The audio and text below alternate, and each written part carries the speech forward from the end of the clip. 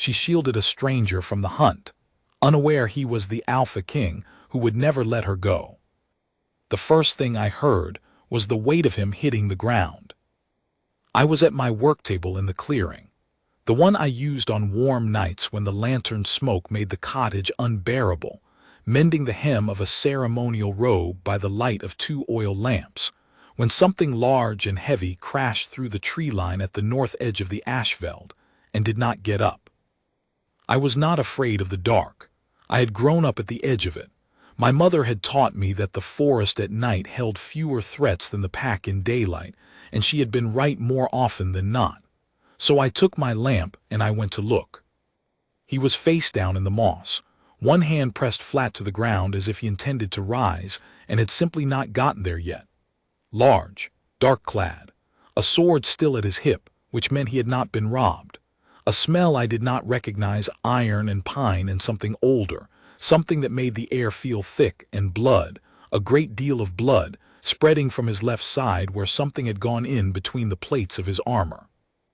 I turned him over. He was conscious, barely. His eyes found me and held, dark and very still, and he did not speak. "I'm going to press on this," I told him, and did not wait for permission. I had mended enough torn things to know that hesitation was the enemy of any repair. I tore a long strip from my underdress, cotton, clean enough, folded it thick, and pressed it hard against the wound. He made no sound. That was either very good or very bad. "Can you tell me your name?" I asked. His lips moved. What came out was not a name. It was "keep going," and then his eyes closed. So I kept going. I want to be honest about that night, because I have told the story many times since, and there is a version of it that has grown larger than what actually happened, a version where I knew somehow that he was important, where some part of me recognized what I could not have known. That version is not the truth. The truth is that I found a wounded man in my clearing, and I did what my mother had taught me to do with wounded things. I worked. I kept my hands steady. I did not let him bleed out on the moss. I got him into the cottage eventually, with a great deal of effort, and one moment where he was conscious enough to push himself upright on one elbow and help me, his jaw set against whatever it cost him. I laid him on the pallet I used when I stayed the night rather than walk back to the village in the dark. I cleaned the wound by lamplight. It was deep, a blade wound, clean-edged, which meant he had been cut deliberately and not by accident, and I stitched it closed with the thread I used for heavy canvas, which was not ideal but was what I had. I boiled water. I pressed a poultice of what I kept in my herb basket against the stitched skin, wrapped it tight, and sat down beside him to wait. He was very still. He breathed. That was what mattered. I did not sleep. I told myself it was because someone needed to watch the wound, and that was true. But it was also true that there was something about him that made sleep feel impossible, not frightening, nothing like that. More like the feeling of sitting beside a banked fire that was larger than you expected. A warmth and a weight that did not announce itself but was simply present, and once you had noticed it, you could not unnotice it. By the time the sky went gray at the edges, his color had improved. The bleeding had stopped. His breathing had steadied into something even and deep. I went outside, washed my hands in the bucket, and stood in the gray pre-dawn listening to the forest settle. Somewhere to the north, horses, more than one, moving fast. I went back inside. "There are riders coming," I told him, "from the north. If you need them not to find you, I can." He was awake. His eyes were open, and they were fixed on me with the same stillness as the night before, but clearer now. The fog of blood loss burned away, and what remained was an attention so complete and so direct that it took me a moment to hold it without looking away. "Do they smell of Iron Vale?" he asked. I did not know what Iron Vale smelled like, but I stepped to the window and I breathed, and I thought about what I was smelling, pine and cold air and leather and something else, something familiar in the way that pack wolves always carried their territory in their coats, a scent that said home ground and held land, and I turned back and said, "Yes, I think so." Something in his face eased just slightly. Then they can find me. He tried to sit up. I put my hand on his shoulder. You are stitched, I said. If you tear it open trying to be impressive for your packmates, I will be very put out. He stopped. He looked at my hand on his shoulder. Then he looked at me, and for just a moment something shifted in his expression, not quite surprise, not quite recognition, something quieter than either of those, and then it was gone, and he was carefully, deliberately still beneath my hand. All right, he said. The riders came. 4 of them, crashing through the tree line with rather less grace than he had managed the night before, frantic.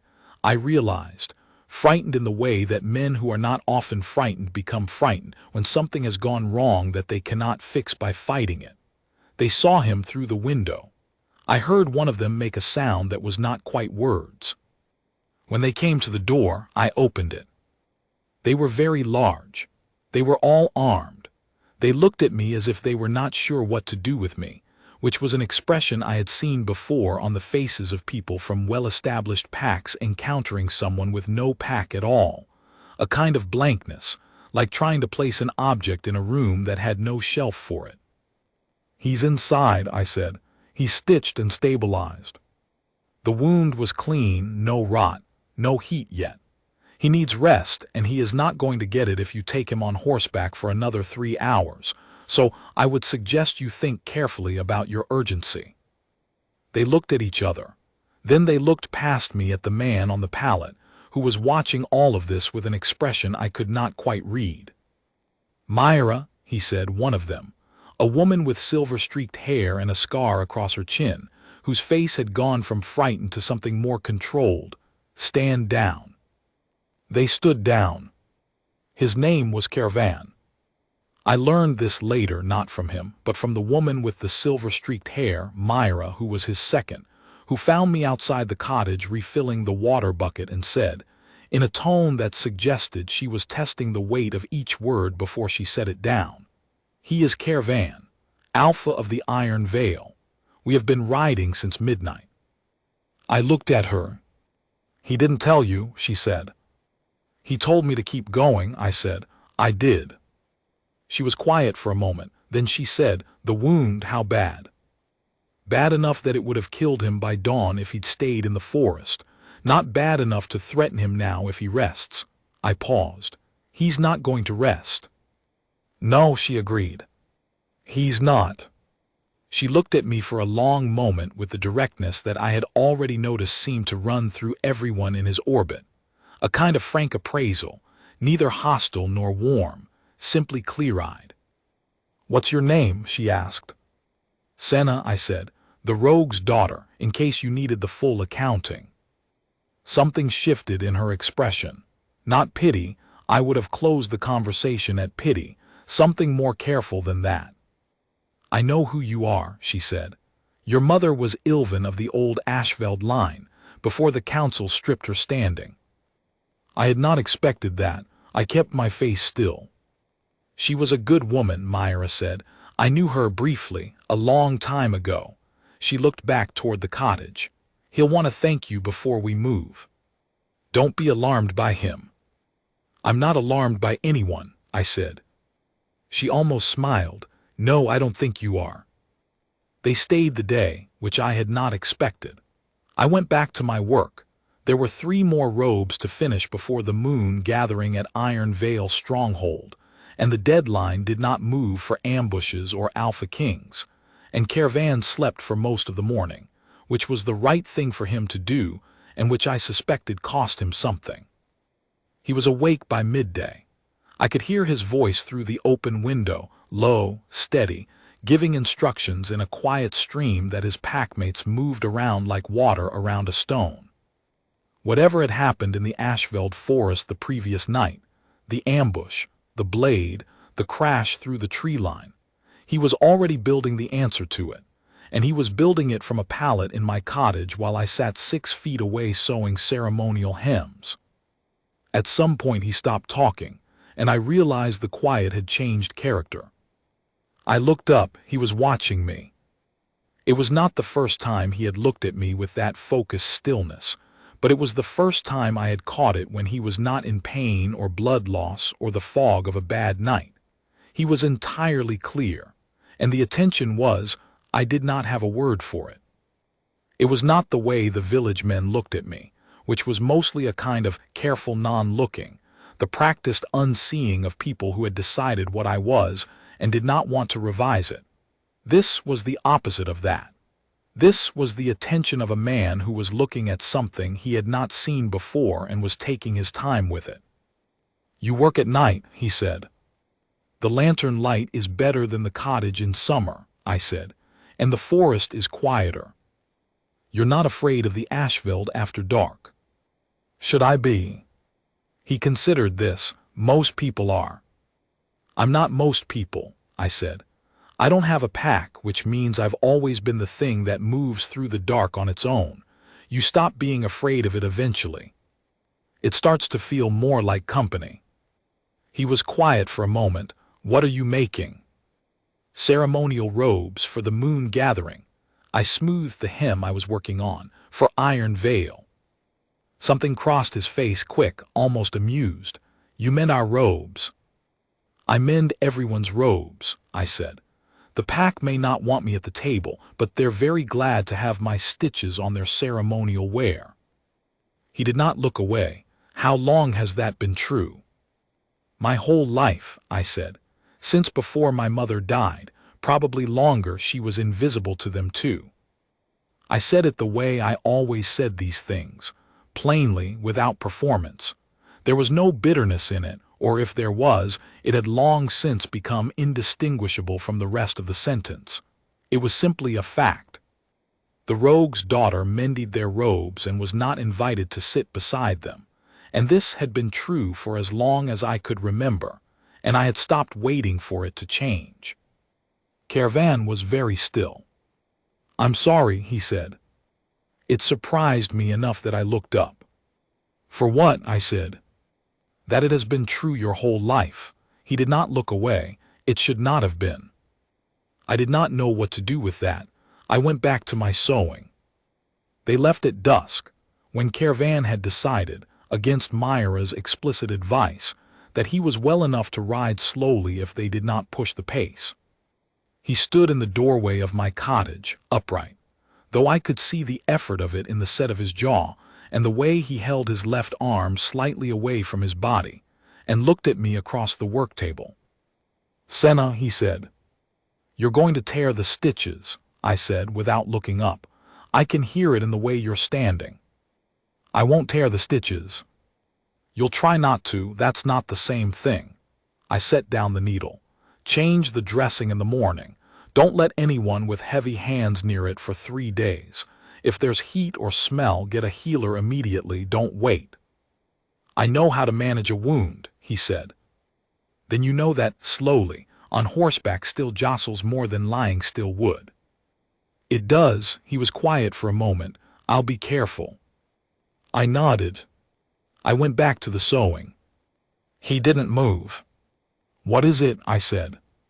"I wanted to thank you," he said, "properly, what you did last night. You would have done the same." "I don't know that," he said quietly. "I don't know that I would have stopped and helped a stranger in the dark without knowing who he was or what he carried." I looked up at that. He was watching me with the same direct attention, and there was something in it now that was different from the appraisal I had first read, something more open, less contained, like a door left ajar. "You would have," I said after a moment. "You're not that kind of man." He blinked, as if he had not expected to be known. "How would you know what kind of man I am?" he asked. "You've known me for one night." "One night is enough sometimes," I said. "Go carefully, Caravan of Iron Vale. The stitches will hold if you do." He looked at me for a long moment. Then he nodded once and went out into the dusk, and his packmates closed around him, and they were gone. I sat in my cottage in the quiet, and I thought about the feeling that had been present all day, like a low note held beneath all the other sounds. Something warm and slightly too large for the room. Something that had nothing to do with him being an alpha king, and everything to do with him being the specific person who had watched me sew and asked about the dark, and said it should not have been. I thought, that is the most dangerous kind of man, the kind who looks at you as if you are worth looking at. Then I went back to the robes. I have thought since about what those weeks between the Ashveld and the moon gathering were for me, and the honest answer is, I did not know they were anything. They felt like ordinary weeks. I went to the market. I mended robes. I delivered a set of altar cloths to the village elder, who thanked me in the way that people thank someone who is useful but not quite real to them, and I walked home through the late summer afternoon and sat in the clearing and worked until the light failed. But there was a new thing in those weeks, which was that I found myself listening. Not for anything in particular, just listening, as if some frequency I had not known I was waiting for had become audible, and I was trying to locate it without quite knowing what it was. Twice I heard horses on the northern road, and looked up from my work without meaning to.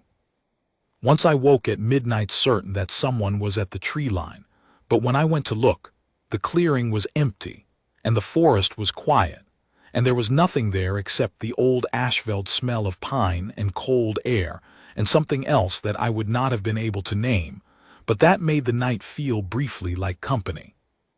I told myself I was being foolish. I was not a woman who listened for footsteps in the dark. I was a practical person. I mended things. He came back on the 12th day. Not crashing through the tree line this time. He came from the road, on horseback, alone except for Myra 2 lengths behind him, and he sat at the edge of the clearing for a moment before he dismounted, as if he was deciding something. I did not pretend I had not seen him. There was no point in it. "The stitches held," I said. "The stitches held," he confirmed.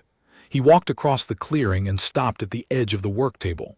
In the afternoon light he looked like what he was, a big man, scarred and solid, with the bearing of someone who had spent a long time being the last line of something.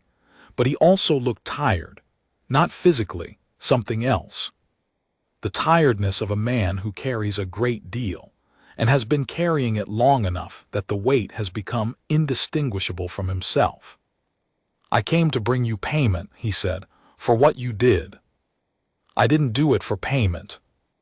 "I know that." He set a small purse on the table. "Take it anyway, please." I looked at it, then I looked at him. "Is that why you came?" I said. He was quiet for a moment. "No," he said, "not entirely." He did not say what the other part was.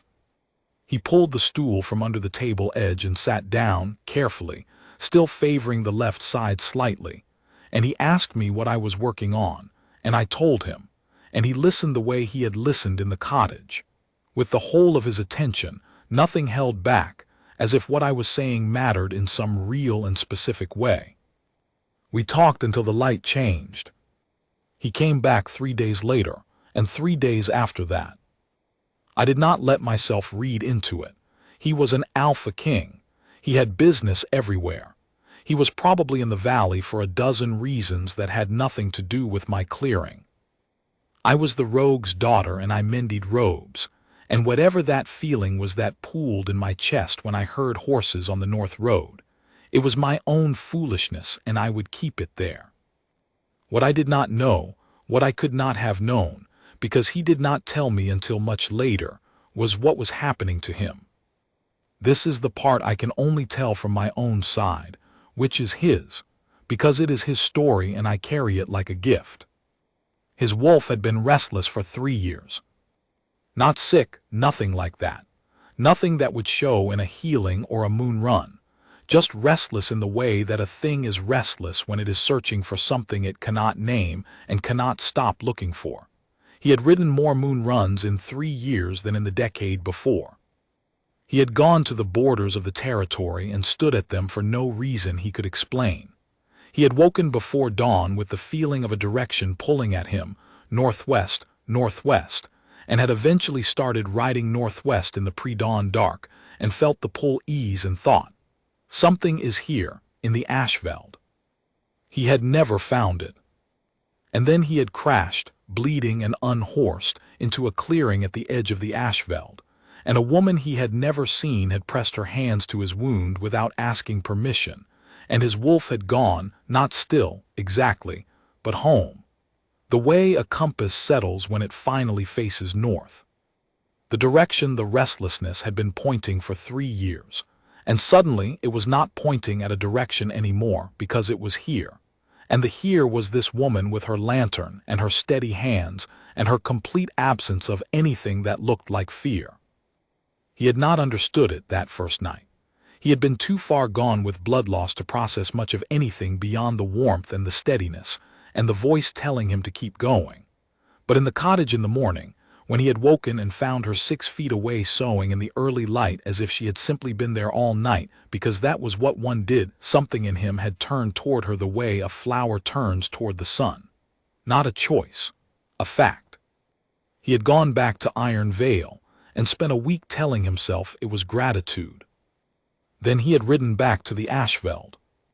He told me much later, I didn't understand what my wolf was telling me until the night I almost left the clearing, and instead I sat down on that stool and didn't say anything for a long time. And you didn't ask me to say anything. You just kept working.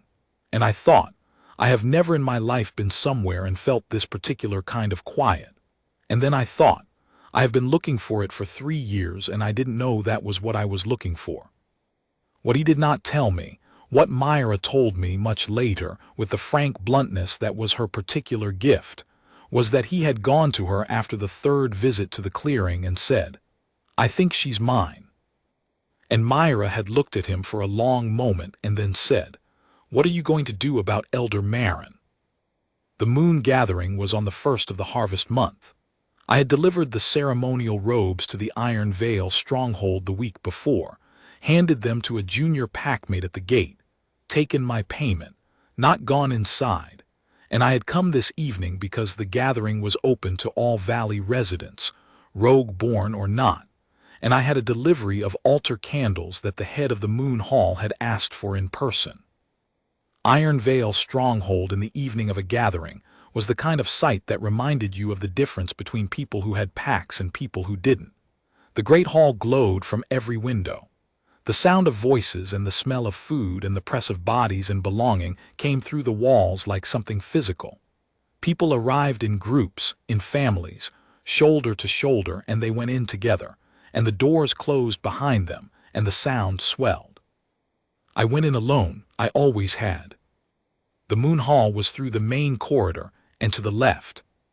I carried my candles and kept my head down, and moved through the hall the way I had always moved through spaces like this, efficiently and quietly, and with the absolute minimum of eye contact, taking up as little air as possible, as invisible as 30 years of practice could make me. I was almost to the Moon Hall door when I heard Elder Marin. I had known her all my life. She was one of the Iron Vale Council's senior members, small, sharp-featured, with white hair, and the kind of precision that came from having made a long career of deciding who deserved what. She had not spoken to me directly in over a decade. Her way of managing my existence was simply not to acknowledge it. She was speaking to the woman beside her, another council elder, gray-robed, in the tone people use when they think they are speaking privately, but cannot quite bring themselves to be quiet about something. The Alpha's been riding to the Ashveld again, she said. Myra won't say why. Business, the other said. There's no business in the Ashveld, unless you count the rogue girl's clearing, which I don't. A pause. She kept him alive after the ambush, apparently. He seems to think that obligates him to something. Gratitude is appropriate, Elder Marin said. Repeated visits are something else. He's the Alpha of Iron Vale. There are limits to what is appropriate. I kept walking. I delivered my candles. I accepted my payment from the Moon Hall keeper and I turned to go, and I thought, this is the gathering I will leave early, which is the same as every gathering, and tomorrow I will be in my clearing, and this will be a thing that happened and then was over. The main hall was crowded now. I kept to the edge, moving toward the door. I was 10 feet from it when someone said my name. Not quietly, not in the private tone of a conversation, in the way that a voice carries in a room when it comes from the raised dais at the far end, where the Alpha King stands before his full council. I stopped. The room went quieter than a room of that size should. Caravan was standing on the dais. He was in the formal wear of a moon gathering, dark wool, silver clasps, the Alpha's chain across his shoulders, and he was looking directly at me across the full width of the hall, with that same direct, unhurried attention that I had first seen by lantern light in a cottage in the Ashveld, and which had not once looked away in a month of visits. "Senna," he said again, clearly for the room. I looked at him. I could feel every set of eyes in the hall. I thought, this is the most dangerous kind of man. I thought, but I already knew that. I walked toward the dais. The crowd opened as I moved through it. Not by choice, I thought by instinct, by the same thing that makes water move for a stone.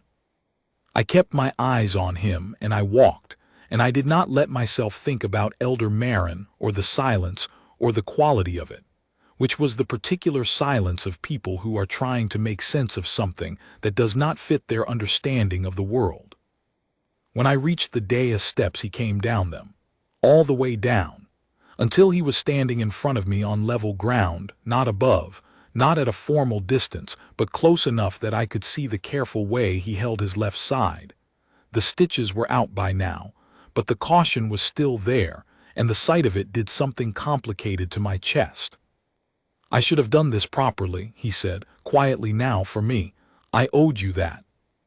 "You don't owe me anything," I said. "I owe you my life," he said.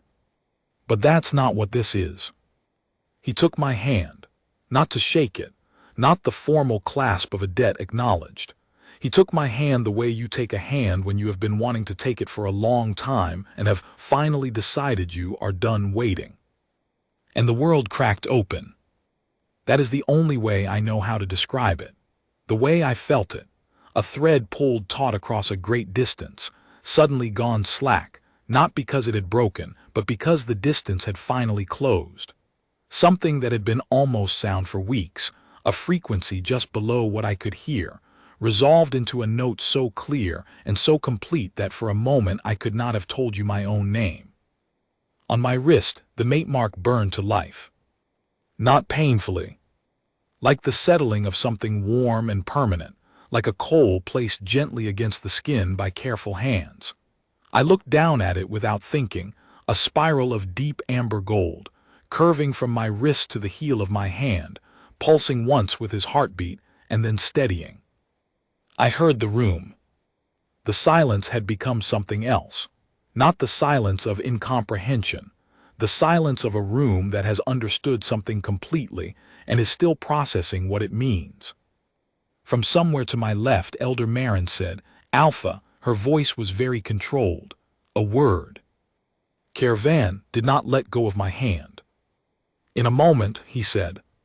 He was looking at me, at the mark on my wrist, at my face, taking all of it in with the same slow, deliberate attention he had always given me, except now it was something else, something that had a name. "Are you all right?" "Yes," I said. My voice was steady. I was very surprised by this. "I know this isn't," he paused. "I know this is not what you were expecting when you came to deliver candles tonight." "No," I agreed. "Senna," he said my name like it was a specific and important thing. "You saved my life without knowing who I was. You sat with me through a night you didn't have to see through. You told me I was the kind of man who would help a stranger in the dark, and I have spent the last month trying to be the man you said I was." He held my gaze. "The bond has named you. I need you to know that I would have come to the same conclusion without it." I looked at him for a long moment. "You were going to tell me," I said, "weren't you, before tonight?" "I was trying to find the right way," he said. "Myra told me I was overthinking it." She was right. Something in his expression shifted, that almost warmth becoming something fuller. She usually is. Alpha, Elder Marin again, closer now. The bond must be verified by council before. The bond is verified, Myra said, from somewhere behind me, in the tone of someone who has been waiting a long time to say something and is saying it very calmly. I saw its surface. Every elder in this hall saw its surface. That is the verification. The girl is rogue-born, Elder Marin said. Her mother was stripped of standing by this council. There are questions of... There are no questions, Caravan said. He had not raised his voice. He did not need to. The room held it. He looked at Elder Marin directly. Her mother was Ilvin of the old Ashveld line, stripped of standing by a decision I have reviewed in the records and found wanting. The standing, such as it was taken, is restored. He paused. And regardless of bloodline or standing, the bond does not ask the council's permission. It never has. Elder Marin was very still. The pack has called her the rogue's daughter for 30 years, Caravan said. He turned back to me, and his voice lost its formal edge. She has mended your robes and your altar cloths and your ceremonial wear. She kept me alive through a night that would have ended this pack's line. He looked at me steadily. She has been here the whole time. You simply didn't look. The hall was very quiet. He reached back and unclasped the cloak from his shoulders, the Alpha's cloak, deep gray wool with the iron veil clasp, and settled it around mine. The weight of it was substantial, warm, entirely too large for me. I could feel the room watching. He stepped back not far and faced the hall. The bond has spoken, he said. I am naming Senna of the Ashveld as Luna of Iron Vale. The silence lasted exactly long enough to mean something. Then it broke. Not all at once.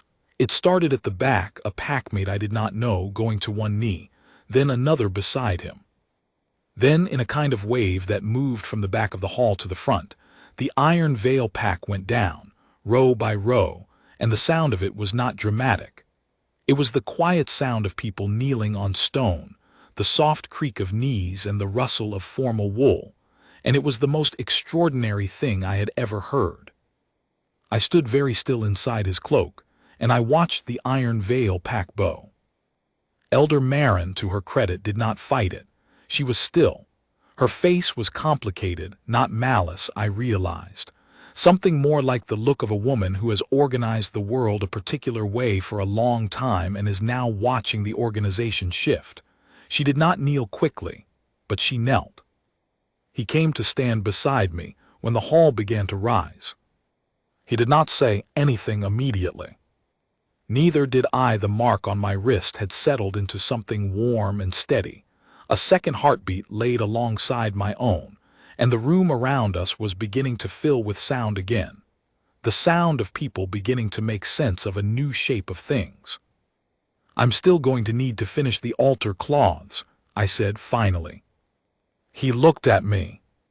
For the autumn ceremony, I said. I'm halfway through the set. Someone needs to finish them. A long pause. We have a full Moon Hall staff, he said carefully. None of them do the fine work, I said. I've seen their stitching, it's adequate, the corners don't lie flat. I looked up at him. I'm not saying I'll do it forever. I'm saying I should finish what I started. You want to finish the altar cloths, he said. It seems like the right thing to do. He was quiet for a moment. Then something in his face settled, that careful formal gravity loosening into something that was, I realized, very close to laughter. All right, he said, finish the altar cloths. Thank you. Senna. He said my name again, and the warmth in it was the thing I had been listening for. I understood now, for all those weeks in the clearing. The note I had been trying to locate. I want you to know this is not something I can give you back once it's given. What I'm asking, whether the bond has named it or not, is whether you will stay.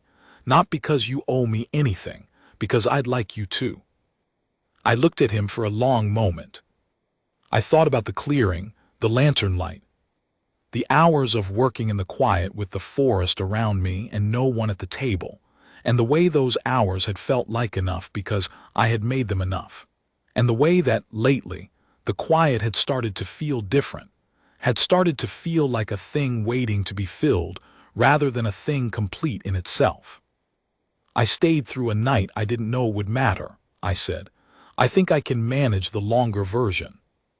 Later, much later, Myra would tell me what he had said to her after the first visit to the clearing, and it would become one of those things I returned to in quiet moments the way you return to a piece of good work.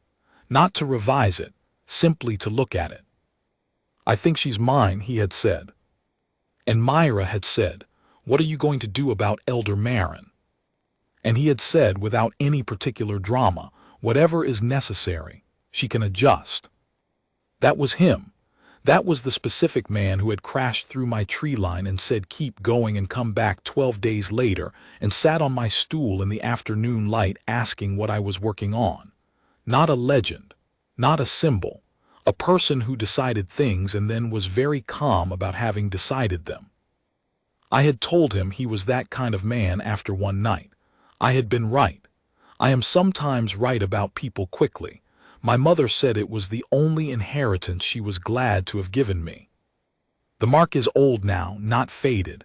Marks don't fade, but settled the way a scar settles. Part of the skin, part of the map of it. A thing so familiar I no longer see it until someone else does and goes still with the weight of what it means. The autumn altar cloths are finished. They are very good. The corners lie flat. Elder Marin serves on the council still. She was never my enemy, I decided. She was a woman who had managed the world a particular way and found that the world had been rearranged without consulting her, and she had made her peace with it in the way that sharp, proud people make peace with things. Quietly, and by finding a way to make the new arrangement her idea. She calls me Luna with the same precise diction she uses for everything, and I have no complaint with that. When I think about that night, the lantern light, the weight of him hitting the ground, the strip of cotton torn from my underdress, and pressed to a wound I did not yet know was the wound that would rearrange my life, is not the mark, and not the gathering, and not the hall going quiet or the pack going down on one knee. I think about the quality of the air just before he crashed through the tree line, the way the forest had gone still, briefly, as if it had been holding something in and was about to let it go. The way I had put down my needle and listened to the dark without knowing what I was listening for. I had always been the thing that moved through the night on its own. I had made a life of it, and it had been enough, and I had not known I was waiting. He had been looking for 3 years, riding northwest in the pre-dawn dark, and I had been in the clearing all along. The distance was closed now. The thread had gone slack.